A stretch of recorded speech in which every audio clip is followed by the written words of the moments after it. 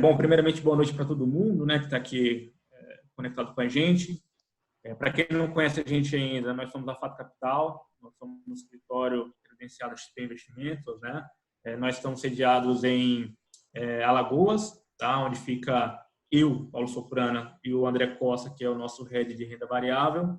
No Ceará fica o André 25, e eu também divido o meu tempo entre Alagoas e Ceará. Entre João Pessoa e Recife, nós temos a sócia Cristina Tala. Belém do Pará, temos a Fernanda Cabral. E em Teresina, no Piauí, nós temos o sócio Leandro, né? Então, temos um atendimento aí em diversos estados. Recentemente, a gente foi premiado como o melhor escritório do Nordeste, né, com menos de 2 anos. E também estamos ali ranqueados entre os 20 melhores mais promissores escritórios da XP Investimentos, né? Então, a gente ficou muito feliz com o reconhecimento e também um agradecimento a todos os nossos clientes que, com certeza, são peças fundamentais para a gente ter tido esses méritos, né? E hoje a gente trouxe aqui para conversar um pouquinho com a gente, que é a nossa parceira, a Eleven, né? A Eleven hoje reconhecidamente uma das melhores casas de análise do Brasil. Aqui presente conosco, nós temos o Adeodato Neto, né, que é o estrategista-chefe, e temos também o Rafael Figueiredo, que é o analista técnico da Eleven, né? O Adeodato, o pessoal conhece bastante no mercado como Dato, e o Rafael, o pessoal conhece também como Rafi, né? Então, um prazer enorme ter vocês aqui com a gente hoje. Espero que a gente possa passar bastante conhecimento aí para quem está nos acompanhando hoje. Boa, muito obrigado, Paulo, André, a todo o pessoal da Fato pelo convite, mais do que pelo convite, pela confiança no nosso trabalho. A gente tem muito orgulho a gente completa agora, dia 24, nosso 5º ano, entra no 6º ano, uma empresa que em 5 anos começou com 3 pessoas, e em 2017 tive a honra de ter o Rafi se juntando como meu sócio. Então, sócio da Clear, da XP, se juntando como meu sócio. Em 2019, a gente comprou, fez a aquisição da operação da Lopes Filho Associados, que era o research independente mais antigo do Brasil, que nos transformou na maior empresa de análise independente do mercado brasileiro. E considerando o B2B, então, a gente já era o primeiro, comprou o segundo, então ficou muito, muito, muito maior. Mas mais do que isso, tudo isso é graças à confiança de vocês e ao trabalho espetacular que vocês, assessores, fazem aí, essa verdadeira revolução, essa transformação do mercado. Então, as minhas palavras são só de agradecimento a vocês. Bom, vou fazer das minhas, a palavra do Dato, para ser bem breve, a gente aproveitar bastante tempo, porque eu sei que tem um roteirinho bacana aí, mas para parabenizar vocês, né? Parabenizar pelo título, pelo prêmio. Acho que é um trabalho que é de um mega reconhecimento. E já fica aqui o meu autoconvite para não deixar de visitá-los aí em Alagoas, da próxima vez que eu estiver pelas bandas aí. Por favor, não deixe um cafezinho pronto aí que eu quero visitar. Pode ficar tranquilo que todas as nossas sedes aí estão de portas abertas. Ano passado eu estive 2 vezes e Maceió, pô. Então, a terceira tem que ser com vocês aí. Maravilha, maravilha. Bom, vamos lá. Eu vou passar a palavra para o nosso sócio André Costa, tá? Ele vai iniciar aí o primeiro tema do nosso bate-papo. Bom, André, está contigo. Primeiro, boa noite aí ao Dato, ao Rafi e aos espectadores aí da live, né? Eu queria iniciar aí jogando a bola aí para o Dato, né? Para falar um pouco aí sobre macroeconomia, momento atual, falar um pouco aí sobre os impactos aí da crise do coronavírus e o que esperar pela frente. Traçar todo esse panorama aí para a gente. André, todo mundo, né, viveu na pele, sentiu na pele a dimensão do estrago causado pela Covid internacionalmente, maneira como os governos e os bancos centrais foram chamados a intervir. E agora a gente começa a ver uma primeira derivada aí, que é os desequilíbrios resultantes disso. Como é que volta? Quem volta primeiro? Como que as economias globais vão se comportar e quais os efeitos práticos das medidas tomadas por todos os principais governos. Vou, se você me permite, não voltar muito lá no começo da crise da Covid, até porque já desmembrou e já trocou muita coisa, e com certeza, né, o pior da crise sob a ótica dos ativos financeiros já ficou para trás. Agora, a gente está bastante alerta, bastante pragmático aqui, olhando para frente. Tem um quadro de deterioração nas contas públicas globais, né? Mas em mercados emergentes isso é muito pior, porque você não tem moeda de reserva, você tem instabilidade já tradicional. O que a gente vem vendo aí nas últimas semanas é aquilo que foi a âncora da estabilidade, que permitiu que a gente desabasse a taxa Selic de 14,25 para o patamar atual ou para o patamar pré-pandemia, né? Porque depois tem um pouco da reação à própria pandemia, que foi a responsabilidade fiscal, o teto de gastos, a ancoragem das perspectivas de longo prazo. Isso vem sendo fortemente questionado. As movimentações na equipe econômica recentes nos preocupam, embora lá em janeiro a gente já tivesse publicado, antes mesmo da pandemia, o nosso relatório de perspectiva para o ano, uma leitura de que a gente não via um quadro de aprovação de nenhuma das duas grandes reformas, nem a tributária, nem a administrativa ao longo do ano. É um ano de eleição, tinha um barulho para fazer aí, tem que rever pacto federativo, você tira... porque assim, não existe reforma sem cessão, sem abrir mão de alguma coisa. E ano de eleição é mais difícil, né? Ninguém quer abrir mão de nada, muito menos quem está na ponta. E não existe, e não tem como fazer uma reforma tributária sem endereçar questões super importantes da distribuição de recursos e da maneira como os tributos descem, né? do âmbito federal, estadual e municipal. Então a gente já não tinha isso como quadro, mas agora pior ainda. E agora, só que a gente entrou no ano de peito estufado, porque a gente tinha acabado de aprovar uma previdência que ia economizar R$1 trilhão em 10 anos, que era espetacular, e a gente gastou R$1 trilhão em 90 dias, 120 dias. A gente vai terminar o ano com déficit quase perto disso. Então, é muito difícil, a gente muda o prêmio de risco, o mercado, na nossa opinião aqui, exagerou demais nessa loucura de desce juro, corta juro, corta juro, corta juro. A gente não tem transmissão para a ponta, então você tem mecanismos de transmissão de política monetária, que a gente chama, ou seja, os canais para quem está aqui com a gente, assim, qual de vocês sente a Selic a 2% na ponta, na economia real, no crédito oferecido para você, para a sua empresa, sente essa inflação inexistente no supermercado, sabe? Então, assim, tem muita coisa a ser endereçada que quando a gente vê soltar a corda do lado fiscal, você piora esse ambiente de risco, cria uma situação de insegurança que vai virar spread, vira prêmio de risco. Crise tem preço. Se a gente entrar numa crise de finanças públicas, isso vira juro, vira inflação e vira juro. Então, a gente está super cauteloso, não acha que vai ter um overshoot de inflação, nem nada disso, mas a gente está pragmático, a gente tem montado todas as estratégias respeitando muito esse ambiente de complexidade. E só para concluir essa parte macro, o jogo da eleição americana começou. Ontem, foi ontem, Rafi? Ontem o Joe Biden confirmou a Kamala Harris como vice.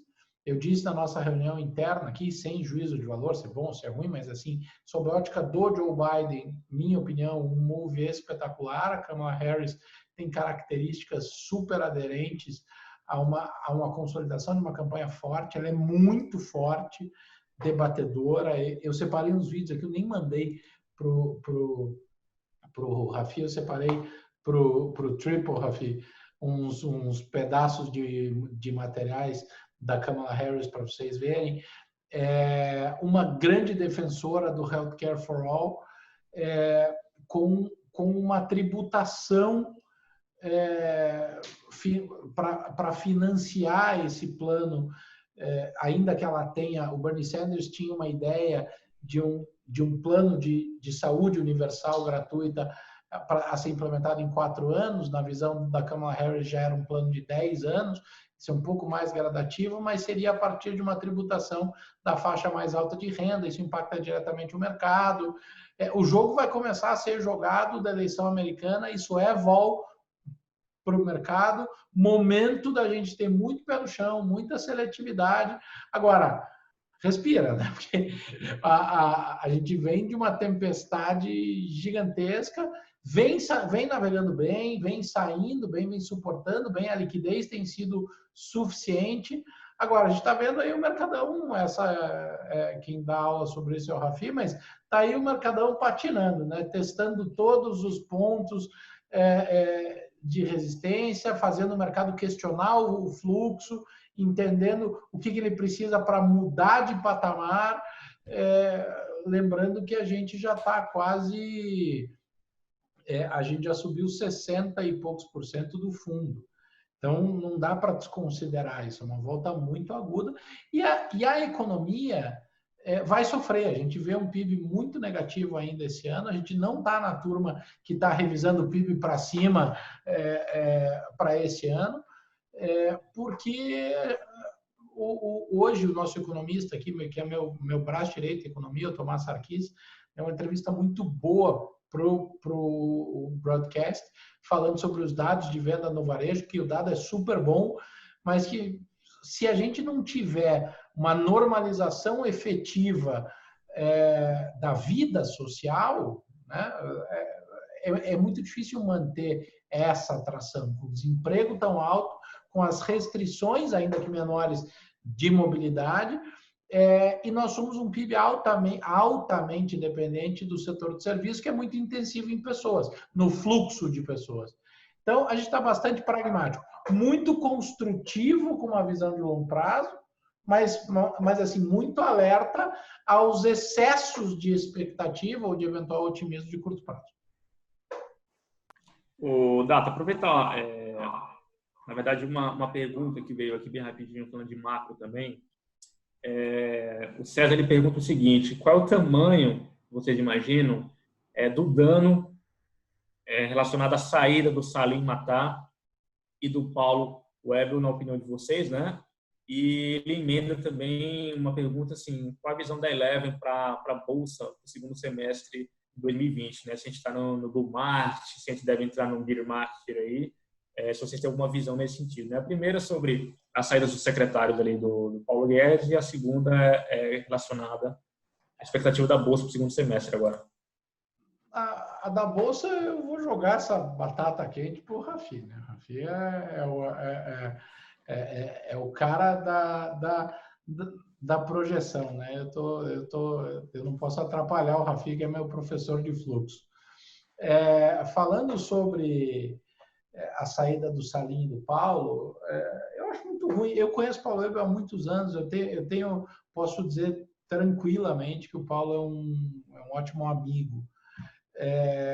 Paulo é um idealista, Paulo é um liberal de verdade desde muito jovem, um dos maiores idealistas que eu conheci, um cara que tem a vontade de transformar, não está lá pelo dinheiro, não precisa do dinheiro. Bom, ninguém entra na vida pública pelo dinheiro que vai operar licitamente, né? Mas digo, os movimentos dele nunca foram pautados por isso, nem o próprio Salim, que é fundador da Localiza, uma empresa gigantesca, uma das maiores referências de mercado de locação de automóveis do mundo. Mas o Paulo, ele é muito focado em eficiência do Estado, como uma boa premissa liberal. E ele veio tanto na Prefeitura de São Paulo, quando o Dória convidou ele para ser secretário, o Paulo estava em Nova York, em Colômbia, estudando políticas públicas com a esposa, com as duas gêmeas pequenas, veio, abriu mão em prol de ver uma oportunidade de fazer melhorias, trouxe muitas melhorias aqui para São Paulo, conseguiu quebrar uma série de processos ineficientes, foi convidado para a equipe de transição pós-eleição e o ministro Paulo Guedes convidou o Paulo para trazer esse conceito de eficiência, e um dos grandes pilares era a reforma administrativa. O governo soltou a corda da reforma administrativa, o Paulo realmente falou, se a gente vai largar essa agenda, não é para mim. E o Salim, basicamente, é a mesma coisa, foi se deparar com as grandes complexidades. Para quem não viu, tem um texto do próprio Salim no Brasil Journal hoje, que curiosamente fala o que a gente falou na nossa reunião da manhã, né, Rafi? E o Tomás tinha falado na entrevista dele pro broadcast. É ruim, cara. É o que eu falei na abertura da minha fala, da minha apresentação. A gente ancorou a expectativa e agora a gente está soltando essa corda. Só que soltar a corda com o nível de buraco nas contas públicas que a gente tem, não me parece razoável. Então, isso é ruim. É uma sinalização ruim. Mansueto, Rubem Novaes, agora os dois, o outro, me fugiu o nome dele, me fugiu. Mas, enfim, já são vários nomes que deixam o governo, porque, assim, o discurso, a promessa deste governo na economia era uma agenda muito profunda. Foi bem sucedido na agenda da reforma previdenciária, tem muito mérito nisso. Mas a matemática é básica. Economizou 1 trilhão, gastou 1 trilhão, zerou, acabou. E pior, né? Em regime de competência, a gente empatou. Em regime de caixa, a gente ficou com um buraco de 1 tri. Porque a gente ia economizar 1 tri em 10 anos e gastou 1 tri em 90 dias. Então, é ruim. É uma sinalização muito ruim. Eu acho que a maneira como eu vejo muita gente falando, mas o governo está se aproximando do Centrão, e aí o Centrão é bom, porque o jogo é esse, tem que aprovar tudo mesmo, como se o Centrão fosse onipotente, e como se fosse uma figura única. Não é. É um quadro politicamente heterogêneo, pragmático, que defende agendas específicas a cada momento do tempo. Então, é claro que não se governa sem o legislativo, e muito me admirou, para ser muito sincero, o começo do governo Bolsonaro, porque o presidente viveu 29 anos dentro do legislativo, sabendo que nenhum presidente governa sem o legislativo, chegou lá e falou, vou governar sem o legislativo, sem base. E não tem como fazer. Então, agora, eu acho que a agenda está enfraquecida, a mensagem é importante. Aprovou a reforma da Previdência, por quê? Porque o governo chegou, capital político, apoio da população, maioria, eleição, peito cheio, Paulo Guedes, que nem um trator num super-ministro, trouxe o Rodrigo Maia, que é um cara que entende de finanças públicas, para perto, construiu uma base especificamente para aquele projeto, mas era sabido por todos que a agenda reformista era o pilar fundamental desse governo. Alguém de nós arriscaria dizer que a agenda de reforma é hoje pilar fundamental desse governo? Se não é, e eu acho difícil que alguém diga que porque na prática a gente está vendo diferente, e eu não faço juízo de valor político, eu não entendo nada de política, eu tento sobreviver naquilo que eu tenho alguma tecnicidade. A força de negociação, de aglutinação de base é muito menor. O que eu acho, falei na nossa reunião de equipe de abertura de mercado hoje, o que eu acho que o ministro Paulo Guedes e o presidente da Câmara, Rodrigo Maia, fizeram ontem foi comprar tempo naquela coletiva, naquela demonstração, de que tem intenção de fazer. A sinalização é muito ruim. Quando é que vai a Bolsa, Rafi? Olha, dito isso que o Dato comentou, acho que eu posso completar com algumas questões. Aí eu preciso voltar para o fundão da crise, né? No fundão da crise, o mercado muito rapidamente ele precificou, digamos assim, algo inédito e que nunca tinha acontecido da magnitude que foi no mundo inteiro, de uma, né, o ineditismo, o que é? Uma crise de saúde afetar as perspectivas futuras ligadas ao mercado financeiro por conta dos fechamentos de fronteiras, de economia, de mercado e por aí vai. Então, esta queda promoveu atitudes extraordinárias, pela queda extraordinária, a queda mais rápida da história dos mercados desta magnitude e agora uma volta também muito forte. E aí, para responder isso, eu preciso colocar uma condição importante, que são as atuações dos governos e bancos centrais sobre o mercado de capitais, né? Principalmente o Fed, propriamente dito, né?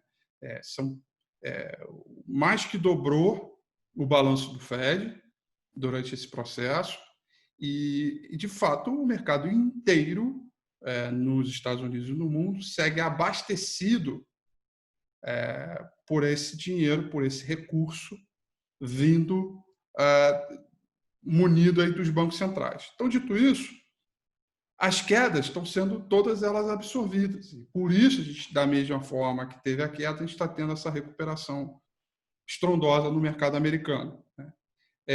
E, na minha opinião, o mercado americano é o único capaz de prover para o seu próprio mercado as condições que ele mesmo está propondo. Estados Unidos, se o Brasil hoje resolver fazer um programa de Banco Central como não vai conseguir, nem tanto pelas questões burocráticas como por vários outros motivos e também pela parte fiscal, que já foi colocada pelo Dato. O cara está endividado lá, mas a moeda dele é o dólar e o nosso é o real. Então, são dinâmicas completamente diferentes. Então, dito isso, a gente está muito dependente e à mercê do fluxo do mercado internacional, deste fluxo, né? Então, para falar de projeção hoje, a gente vai falar do combinado das companhias brasileiras, da economia brasileira e também desse fluxo. São coisas que tem que estar junto ali. Então, pode falar. Desculpa, Rafi, só te interrompendo, aproveitando o gancho aqui do que o Dato comentou e que você comentou agora também, a gente sabe que a gente vem de um problema muito sério aí, que o coronavírus afetou bastante o fiscal do Brasil. Enquanto isso, a gente tem incentivos no mundo todo, né, levantando as bolsas, como você bem colocou agora. Então, assim, aquele investidor que está 100% em renda variável, né, tem uma pergunta da Cristina Tala, está 100% alocado em renda variável. Brasil, tá? A gente sabe que a diversificação é o melhor caminho para conseguir vamos dizer assim, alcançar todas as oportunidades no segmento de investimentos, né? Então, assim, na opinião de vocês, na visão de vocês, hoje, se a gente ficar 100% alocado no Brasil, a gente corre sério risco de a gente estar enfrentando o problema de não vir reformas no Brasil, etc., a gente acabar tendo reflexo nos investimentos. Então, o melhor caminho que a gente acaba indicando ali é uma diversificação não só onshore, ou seja, não só no Brasil, mas também diversificar no exterior. E a pergunta que ela faz é bem simples, assim, na visão de vocês dois, né? Quanto que vocês acham que hoje uma carteira de investimento deve ter investimentos no exterior relacionados a apenas renda variável, tá? E quanto disso vocês acreditam que deve estar dolarizado? Não sei se vocês já têm uma análise sobre isso. Vamos lá. Eu diria o seguinte: dolarizar parte dos seus investimentos é uma medida de diligência e eficiência. Bom, a gente tem uma moeda frágil, não tem moeda de reserva. Mas espera aí, 5,40 é caro. Vou dar um dado para vocês aqui, que eu costumo falar nas lives. E eu toda vez que eu vou falar na live, eu puxo o dado atualizado. Se a gente voltar 5 anos no tempo, o peso argentino era 8, a relação de troca para o dólar era 8-1. Hoje é 73. Assim, eu não estou dizendo que a gente é Argentina e nem que é isso que vai acontecer. O que eu estou dizendo é que moeda emergente não tem caro ou barato. Mudar a dinâmica de risco é fundamental para você proteger e equilibrar o teu portfólio. Dolarizar é importante. Dolarizou, não converta. Esquece, não converte mais. Você dolarizou parte do seu portfólio. E uma vez que você dolarizou, ele está exposto à dinâmica de juro da referência do dólar do mercado americano, dinâmica dos ativos de renda variável do mercado americano e tal. Isso é super importante. O percentual, a gente tem um cuidado muito grande, Paulo, porque vocês fazem um trabalho extraordinário de sensibilizar quem é o cliente da ponta. Eu tenho convicção absoluta que não tem bala de prata e não tem fórmula pronta que vale para todo mundo. A gente faz um super esforço para levar a melhor visão.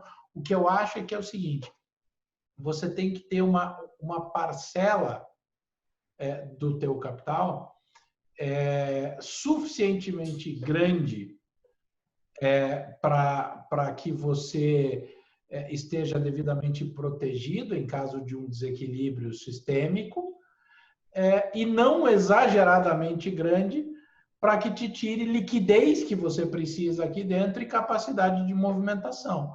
Cada pessoa vai ter exatamente uma resposta desta parcela, mas eu não deixaria de usar os ativos offshore, e não é só no mercado de renda variável, viu? Você tem bonds offshore, você tem uma série de ativos que você pode diversificar. Eu tenho em mente que dolarizar parte do seu portfólio é uma medida comprovadamente eficiente.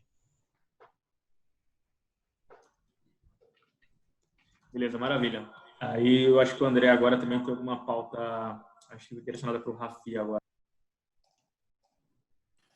Seguinte, a gente tem algumas oportunidades aí colocadas pelo time aí da Eleven, né? A gente tem a estratégia Access, que vem performando muito forte. A gente tem o relatório de Swing Trade aí, gerado pelo Rafi, são oportunidades mais de curto prazo. E a gente sabe também que a Eleven ela se diferencia das outras casas de análise, porque ela consegue unir a análise fundamentalista com a análise técnica.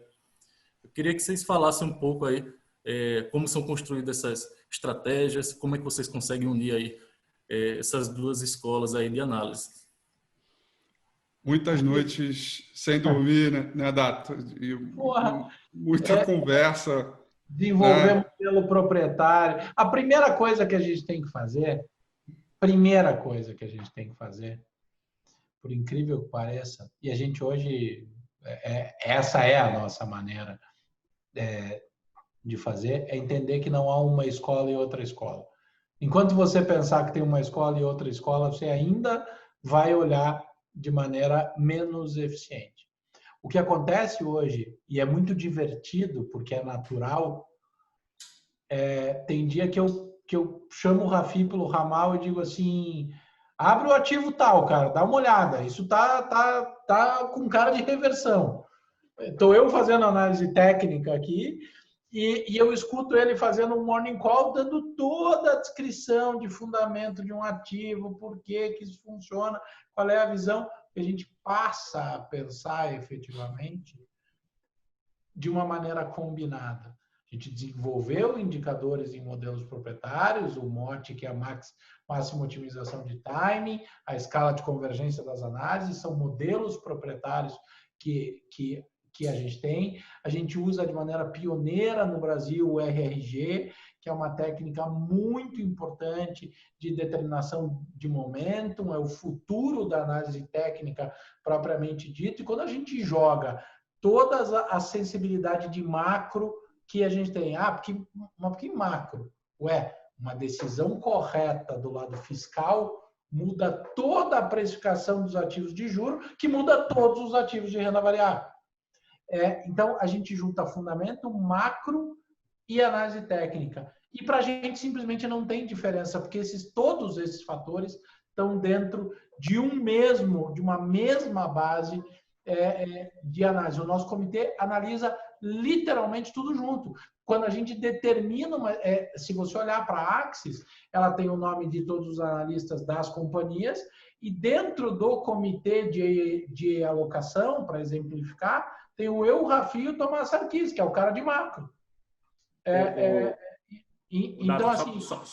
Oi, diga, Paulo. Desculpa interromper mais uma vez, só para deixar claro aqui para o pessoal também, aqueles que não têm tanta expertise em renda variável, né? Mas a Eleven ela faz um trabalho excelente, que ela combina aspectos fundamentalistas do mercado das empresas, né? Que eles estudam bem os fundamentos daquilo que eles estão analisando, e também eles estudam muito bem a parte técnica daquela empresa, daqueles ativos, enfim, que é uma análise mais voltada para gráfico, cálculos. Então, eles fazem essa combinação e entregam exatamente isso que o Dato está comentando agora, que, sem dúvida nenhuma, é um dos melhores do mercado, né? Desculpa, Dato, pode continuar, só queria... Não, e aí, isso na Axis, isso vira uma combinação de mitigação de risco setorial, com todos esses fatores.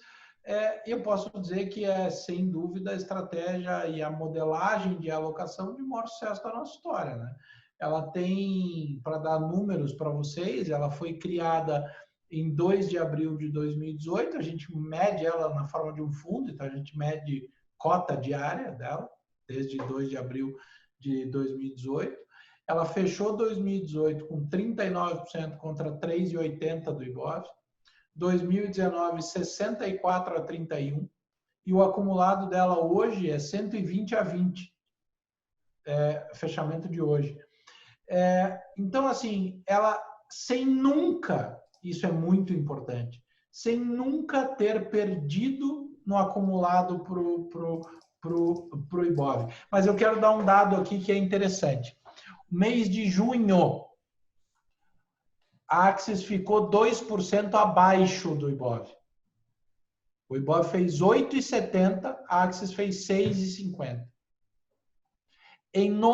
Presta atenção nesse número. Em 90% das vezes que o Ibovespa caiu, a Axis caiu menos que o Ibovespa. Naquele período. Quando a gente olhou para aquilo, e o mandato daquele mês escrito para vocês e publicado era qualidade e seletividade para defender de maneira equilibrada. Ou seja, a gente conseguiu uma performance muito forte, porque 6,5 no mês com 2 de juro ao ano é algo bastante robusto, e ficou 2% abaixo do índice no mês, não estou preocupado. Não, mas zero preocupado, porque em 90% das vezes que o índice caiu, a cota performou melhor que o índice. Ou seja, estou protegendo sem deixar de performar. Então, eu acho que isso... agora, tem uma contribuição gigantesca, né? São 30 e tantas pessoas em análise, gerando insumo para a gente, que no comitê de alocação, a Axis... cada estratégia aqui tem um dono, né? Tem uma última palavra, como se fosse um portfólio manager, até porque é importante para a gente ir criando as identidades. Na estratégia Fusion o Rafi, na Small Caps é o Daltoso, na de dividendo o próprio Raul, e na Axis sou eu. Mas é trabalhado de uma maneira muito aberta e muito discutida aquilo que a gente faz como alocação. A gente usa muito a mentalidade de respeito ao lucro, a gente fala isso pra cacete aqui, principalmente em mercado de alta vol, e tem sido eficiente. É muito legal ser capaz de produzir algo eficiente que vocês conseguem fazer, prestar um serviço de excelente qualidade que vocês já fazem no atendimento ao cliente, levando uma estratégia que é eficiente e que tem lá na sua descrição que é retorno absoluto. A comparação com o Ibovespa, sinceramente, ela é feita porque todo mundo quer que faça. Porque, por mim, eu deixava retorno absoluto, que é o que importa. Está escrito lá, é uma estratégia focada em retorno absoluto de longo prazo. Ela não é uma estratégia que gira mensalmente. Tem mês que a gente não troca nada, tem mês que a gente troca 2, 3 posições e tem mês que a gente só rebalanceia. Por quê? Porque os modelos apontam para uma determinada decisão. No limite, a última decisão é tomada após o comitê. e vai para vocês. Então, tem sido super eficiente. E aí, na parte, André, já jogando a bola disso em trade do Fusion, aliás, hoje foi para o ar um relatório incrível, mostrando o quanto foi trabalhado e o quanto foi adaptado isso ao longo do ano nas mais diversas circunstâncias, né, Rafik? Exato, que é o relatório dos nossos resultados até agora, na metade do ano, para que a gente possa entender, para mostrar que não é, né? Vamos ver, é para comprar ou para vender. Existe uma estratégia e existe um método onde ele é perfeitamente adaptável para a realidade do mercado. Então, a gente precisou se adaptar fazendo estratégias diferentes daquilo que a gente vinha fazendo para poder trazer a eficiência nesse retorno absoluto e recuperar, obviamente, boa parte das pessoas está comprados, foram pegos de surpresa, o mercado, enfim, teve uma queda muito forte, a gente acabou recuperando. O Dato falou do chamado ECA, que é a escala de convergência de análise, que é uma série de metodologias que estão ali colocadas, no qual a gente, pela análise fundamentalista, ou seja, estudando a qualidade da empresa, estudando todo o management dela, os seus números, projeção, entendendo o trabalho dela, e não só sobre a própria companhia, mas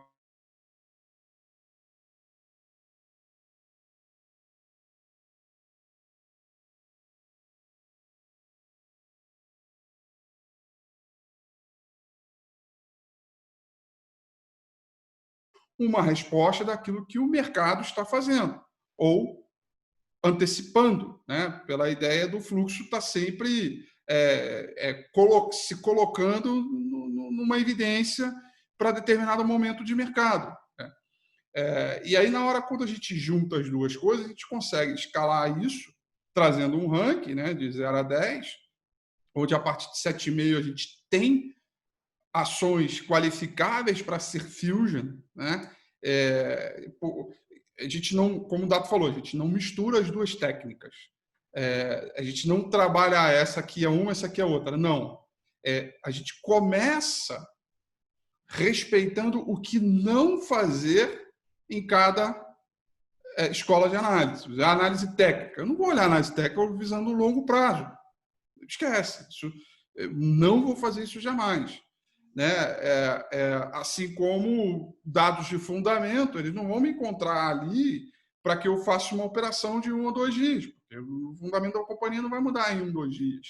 Você tem price action, você tem momento, você tem tendência para 1 ou 2 dias, mas não o fundamento. Então a gente pega exatamente isso, o que não fazer para atribuir essa escala. Então as oportunidades elas são extraídas dentro desse modelo de uma estatística, de uma matemática positiva, evidentemente, e mesmo tendo solavancos, mesmo sendo estopado, mesmo entrando, saindo, mesmo tendo essa adaptabilidade, a gente segue seguro de que é um modelo que a gente vai construindo ao longo do tempo para buscar essas oportunidades à medida que o mercado for se movimentando. E o mais legal é a questão da adaptabilidade. A gente tem todas as ferramentas e mecanismos para mudar, né, conforme forem as mudanças dos ventos. Né? E isso é uma qualidade Fusion, justamente por ter essas duas escolas juntas trabalhando num único direcional. Deixa eu ver. Então, uma palavra muito falada aí na live é a seletividade. Tá? Queria pedir ao Rafi que explicasse de forma mais aprofundada para a gente como é que é feito esse trabalho aí dentro da análise técnica, análise de fluxo, e mostrar para a gente também uma ferramenta que vocês usam aí.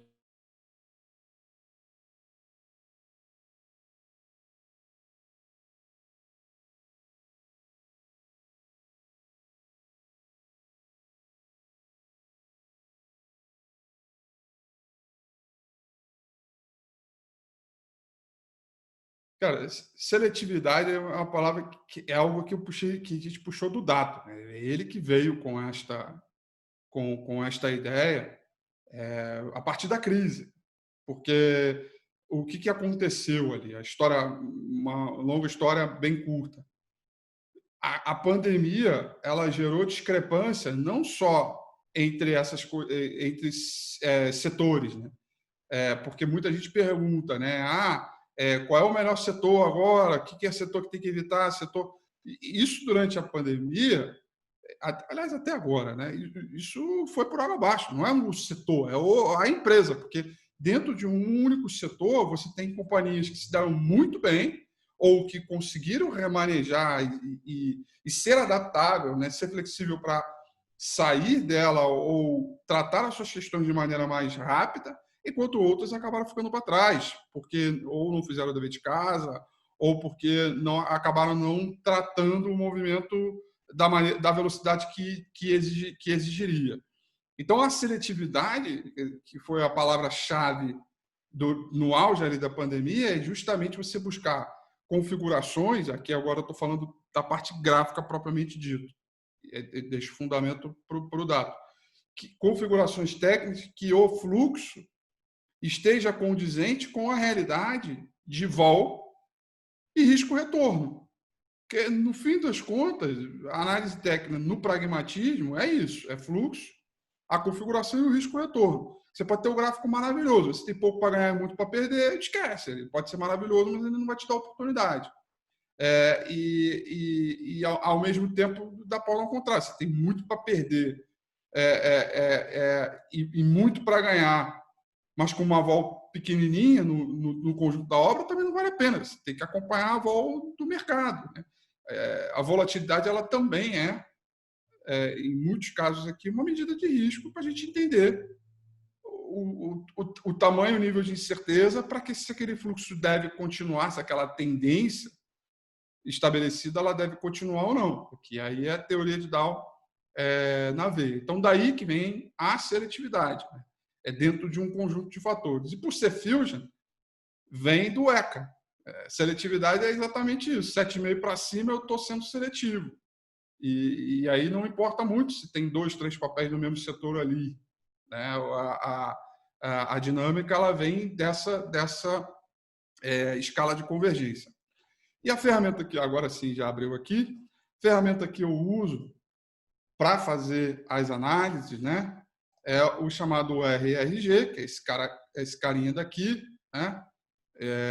Aliás, eu só não me lembro se foi há 1 ou 2 domingos, acho que foi 2 domingos atrás, que o criador dessa ferramenta, o RRG, ele fez uma live comigo no domingo com a FI. Então, tem lá a versão traduzida em português, ou a versão original, que a gente está falando em inglês, que é bem legal, que ele explica, ele ensina essa ferramenta. Então, está todo mundo convidado para assistir essa live no meu canal do YouTube, o Domingo com a Rafi.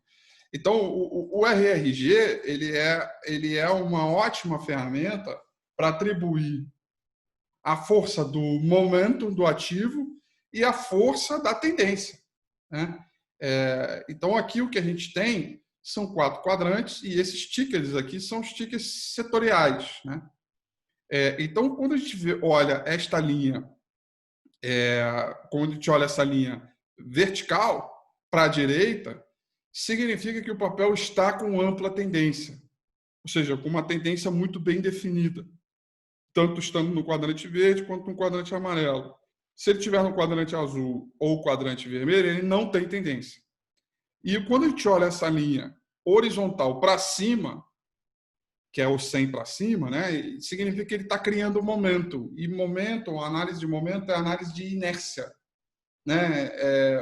Pensa o seguinte, tá 2 carros andando a 80 km, na verdade um caminhão e um carro andando a 80 km por hora na estrada lado a lado. Os dois tiram o pé do acelerador. Quem vai parar primeiro? Né? É aquele que tem mais inércia, né? Então o momentum ele qualifica um pouco essa ideia. E aí esta ferramenta, o RRG, ele é capaz de avaliar quem tem, quando está no quadrante verde, quem tem momentum e tendência ao mesmo tempo e por outro lado, quem não tem momento e não tem tendência. E pelo fato da gente conseguir rastrear esses movimentos ao longo do tempo, isso significa que a gente consegue identificar a performance relativa, seja do setor ou das empresas, porque eu posso fazer isso para os papéis, né, ao longo do tempo. Então, aqui eu tenho todo o Ibovespa aqui, praticamente, ao longo do tempo, para entender, através desta dinâmica, num early stage, num estágio ainda embrionário, digamos assim, cedo, se determinado papel X ou Y, ou setor, vai ter uma performance superior ao principal benchmark. Porque toda essa comparação de tendência e de momento, ela vem sempre comparando com alguma coisa, performance relativa, que no caso a performance aqui é contra o principal índice da bolsa, que é a B3. E agora, peraí que eu sei que ele apertei a máquina, deu uma travada aqui, ele vai carregar todos os ativos. É um software bem pesado, então ele vai carregar os ativos. Então ele consegue, dentro de uma única ferramenta, identificar com mais eficiência performance relativa, que é uma coisa que a gente leva muito em consideração na análise técnica, porque não basta o papel subir 100%. Eu comprei o papel, eu ganhei 100%, dobrei meu dinheiro, beleza. Mas quanto é que deu o mercado no mesmo período com um vol semelhante? O mercado subiu 250%. Então, parabéns, você dobrou seu dinheiro, mas você foi ineficiente. Porque por exemplo, no momento de queda, você ganha 3% e a bolsa cai 20%, está muito bom, entendeu? Esta dinâmica que a gente tem que trabalhar com bastante cuidado, né? Que é a performance relativa entre os papéis. E a rotação dos setores, ela ajuda muito nessa dinâmica. Então, é isso que o RRG faz e que a gente trouxe aqui de maneira embrionária. Eu tenho muito orgulho disso. O Julius de Kempen, que é o criador, é o cara que eu converso com muita frequência, muita mesmo. Tem me ajudado demais na formação das análises, no entendimento, e estou levando isso em primeira mão para os nossos parceiros, para a gente estudar isso devagarinho ao longo do tempo. Bem legal, estou bem amarradão. Rafi, eu não sei se essa pergunta vai ser especificamente para você ou para o Dado, tá? É uma pergunta de um cliente nosso aqui. Ele pergunta o seguinte, tá? Ele pergunta se vocês veem alguma chance de novamente ter alguma queda brusca, tá, da bolsa, tanto talvez pela análise técnica ou fundamentalista aí de vocês, e se por um acaso, com Ibovespa girando em torno de 100 mil pontos, com empresas reportando resultados piores do que o esperado, ou inimigo esperado, mas resultados ruins, né? Existe uma certa bolha para a bolsa estar nesse patamar de pontuação, ou tem um pouco de fundamento por trás disso, além, né, daquele fundamento que você já citou a respeito dos incentivos ali pelo Fed, que acaba gerando um certo conforto maior para o mercado? Rafi, deixa essa bronca comigo aqui de saída e você adiciona. Em primeiro lugar, é o seguinte, imagina que do fechamento de hoje, a gente está, estou fazendo a conta ao vivo aqui para variar um pouco, aproximadamente 15% abaixo de onde estávamos. E para ir daqui para lá, a gente tem que subir quase 20%. 15% de cima para baixo e a gente tem que subir quase 20%. Eu não gosto da expressão bolha. Ela, por definição, é pejorativa e traz uma sensação de artificialismo nocivo. E eu não acho que acontece isso. Segundo ponto, é importantíssimo separar a análise dos índices. Se olha para o índice americano, o que voou no índice americano? As empresas de tecnologia. É um índice muito pesado em empresas de tecnologia. O índice Bovespa é um índice velho, gordo, atrasado, é um índice que depende de bancos e commodities. O índice brasileiro reflete muito pouco a economia brasileira. Do lado americano, quando a gente olha e vê, por exemplo, a Apple valer 2 trilhões de dólares é um negócio assim inacreditável, né? Um troço completamente fora do alcance de uma medição normal, de uma reflexão normal. Mas o que são essas empresas de tecnologia? Qual é o tamanho da relevância delas na vida, na sociedade, no mundo, na transformação, na revolução de produtividade do mundo?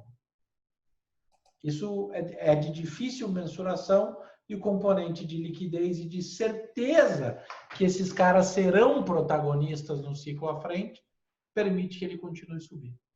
Do lado brasileiro, existe o desafio de entender quem é que joga qual jogo. Só que a nossa bolsa tem 300 e poucas empresas, que são majoritariamente as grandes líderes das suas classes. E que podem ter performance relativa bacana versus os seus concorrentes. Muita gente vai ficar pelo caminho na crise. Seletividade, a gente falou há pouco. Não generalizar, entender quais são as companhias que, em termos relativos, podem ser beneficiadas. Existe bolha nas bolsas? Acho que não. Dada a característica do tamanho da liquidez. Porque assim, mas é liquidez demais, então a liquidez comprou demais então é bolha. Mas para onde vai essa liquidez se ela não estiver lá? O que ela vai fazer?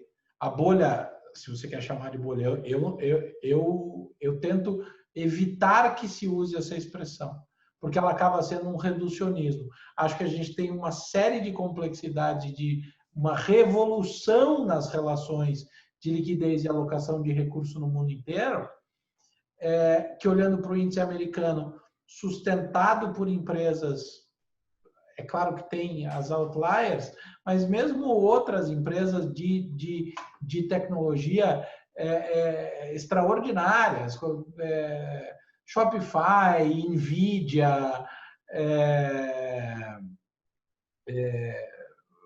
sei lá, tantas outras, PayPal, enfim, várias outras que sustentam porque são vencedores na derivada da Covid. O índice brasileiro ainda está longe, a gente ainda tem que subir 20 para chegar onde está.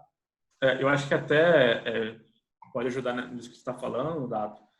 Propriamente a nossa Selic ali a 2%, né, deve empurrar muito o investidor brasileiro em busca de mais retornos, né? Consequentemente, a opção que a gente vê no mercado aí, respeitando o perfil do investidor, é renda variável. Então, isso deve trazer muitos investidores e, consequentemente, mais compradores para os ativos e, consequentemente, deve haver uma certa valorização de preço de ações. A própria XP ela divulgou um relatório acho que um mês atrás, dando 1 trilhão de motivos para continuar acreditando na Bolsa brasileira, né? Que é justamente parte da renda fixa no Brasil que deve migrar para a renda variável, né? Não, desculpa, eu acho que essa dinâmica de migração para a renda variável, ela é uma tendência estrutural, sim, mas eu também não compro essa tese que agora vai todo mundo para a bolsa vai subir. Um dos maiores equívocos, na minha opinião, que tem sido falado é que a renda fixa morreu. Gente, renda fixa é o mercado mais líquido do mundo. E o mundo inteiro está com juro negativo há muito tempo. Há um equilíbrio de portfólio que vai acontecer com a renda fixa nacional. E a XP, por exemplo, é ultra protagonista nisso. Vai fomentar o mercado secundário, a formação de preço dos ativos vai ser mais correta, o investidor vai entender que renda fixa você não compra taxa e que você marca mercado, ou seja, que também tem risco, que também flutua. Agora, esta migração, movimentação de uma parcela do portfólio para a Bolsa é um sinal de amadurecimento na formação de riqueza e da taxa de poupança na população como um todo. Isso, no longo prazo, faz uma baita diferença para a sociedade e é um movimento gradativo que deve durar, se Deus quiser, décadas, se a gente não descarrilar no meio do caminho. Essa semana a gente teve uma alteração na regra aí dos BDRs, né, que antes eram só os investidores qualificados tinham acesso e agora o público em geral vai poder ter acesso. Isso deve trazer mais liquidez aí para esses ativos. O Tiago colocou uma pergunta aqui, se é interessante trazer uma carteira de investimentos no exterior para BDRs aqui no Brasil. Olha, eu gosto da história. Eu já falei a minha visão de investimento internacional, de dolarizar parte do portfólio. A gente tinha uma restrição muito grande em relação às BDRs pela falta de liquidez. Eu fiz uma pergunta hoje para um executivo da Bolsa, da B3, conversando com ele à tarde, sobre esse tema. Dei parabéns pela decisão, pelo movimento. Aí eu falei para ele, quanto tempo que você acha para que isso faça diferença, de fato, para que tenha liquidez? Aí ele me deu um emoji de um sorriso assim e falou assim, o dia que você descobrir essa resposta, você me fala. Eu acho que a gente vai ter uma formação, sim, é uma opção muito legal. A gente já cobre muito ativo de equities nos Estados Unidos, por dever de ofício, que a gente tem muito cliente, principalmente dentro do ano, que a gente faz recomendação de alocação internacional. E acessar a BDR, tinha uma comparação que estavam fazendo outro dia que eu acho perfeita. O investidor não qualificado não pode comprar BDR, mas pode dormir vendido em put.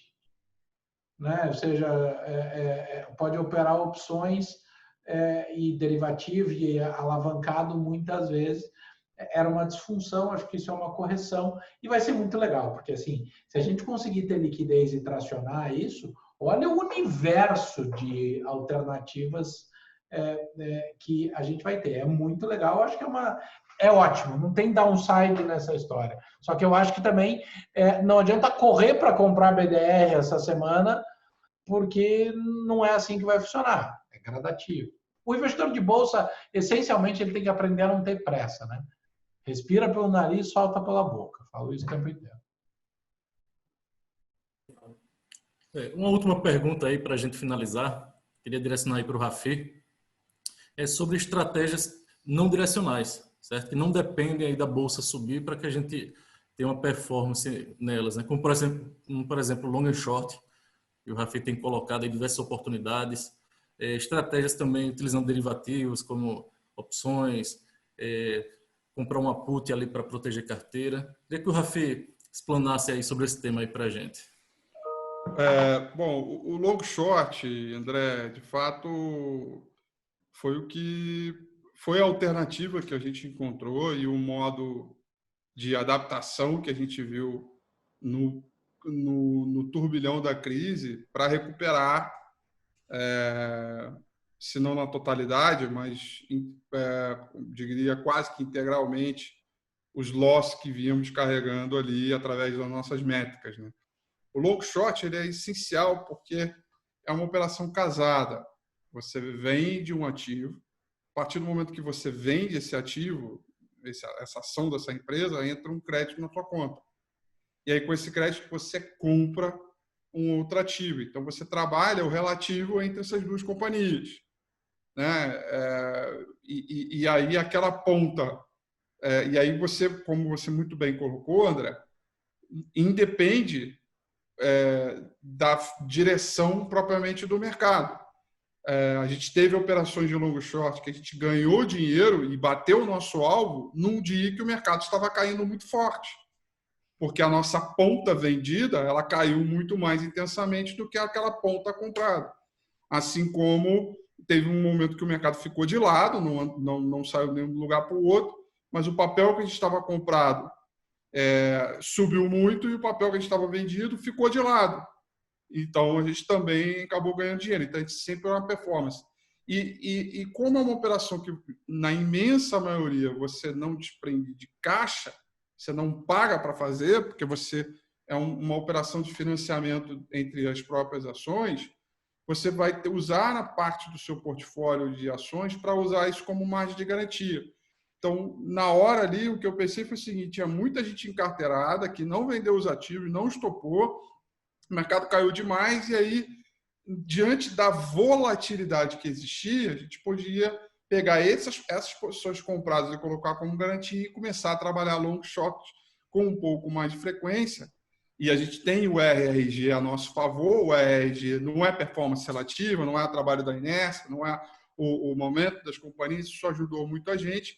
E aí, se vocês olharem o relatório que eu publiquei hoje, você vê que é extraordinária a recuperação que a gente faz quando a gente incrementa os long shorts dentro das nossas estratégias. Então, esse é um posicionamento. Não é uma operação para fazer com muita frequência, porque depende da vol. A volatilidade, que é uma medida que a gente tem aqui, ela não pode ser muito baixa, mas ela também não pode ser muito alta. Tem que ser uma vol no meio do caminho, e nem sempre a gente tem esse ambiente, porque a vol ela transita nos extremos o tempo inteiro, né? Então nem sempre a gente tem esse ambiente. E para outras operações, que é mais no estilo da proteção. Se eu olho para a bolsa com visão de curto prazo, pela análise técnica, e vejo que está perdendo momento, velocidade, perdendo vitamina, aquele combustível que acelerava a bolsa, ele vai diminuindo ao longo do tempo. Então, eu preciso, a partir de uma carteira recomendada, já que eu não vou sair da bolsa, cuja oportunidade é alto, você fazer operações não direcionais, e algumas, inclusive, em direções opostas da posição que você está comprada, para fazer uma espécie de proteção. E aí, por falar em proteção, só tem que tomar um cuidado muito grande e um alerta bem importante para todos que estão assistindo a gente aqui. Proteção se faz para duas razões. Uma, não usar, e outra, que parece lógica, mas para algumas pessoas não. E para fazer no momento onde está tudo bem. Porque você quer fazer o seguro do carro, você anda com ele, esborracha o carro na parede, dá perda total, não vai adiantar absolutamente nada você ligar para a seguradora e querer fazer um seguro, porque o seu carro já deu perda total. Então, a proteção, que é um tipo de modalidade de operação não direcional, é você trabalhar alguns ativos de modo que, quando você está se sentindo bem, está tudo muito bem, você começa a travar os seus ganhos para aí sim você se preparar para movimentos adversos. Então, é quase que uma cultura isso. Todo mundo compra o carro e imediatamente a cultura não. Eu moro no Brasil, é violento, então, poxa, eu preciso, né, fazer um seguro no meu carro. Bolsa de valores é a mesma coisa, só que o problema, por conta da cultura de investimento, que não é a mesma de quando você compra um carro, é que a pessoa só pensa em fazer a proteção depois que o mercado já caiu, já despencou. Agora, será que está na hora de fazer uma proteção? E não serve. Porque sai uma notícia no jornal hoje de que o carro Y é o carro mais roubado, é o carro mais roubado do Brasil e do mundo inteiro, e você tem esse carro Y e não tem seguro. Se você ligar para a seguradora, esse seguro vai custar infinitamente mais caro, porque todo mundo vai correr atrás dele por conta dessa notícia. Então, fazer o preço de um seguro, ele é um preço de oferta e demanda normal. Então, você tem que montar isso no momento onde ninguém quer, onde está todo mundo se sentindo bem, e não no momento de espasmo, de preocupação. Então, são essas duas coisas que a gente gosta de trabalhar aqui e oferecer para os nossos clientes, parceiros, no momento, e sempre avaliando cuja oportunidade é a vol do mercado para saber o momento de começar a acelerar isso e, às vezes, diminuir e ficar direcional mesmo, como tem que ser para surfar a tendência de alta.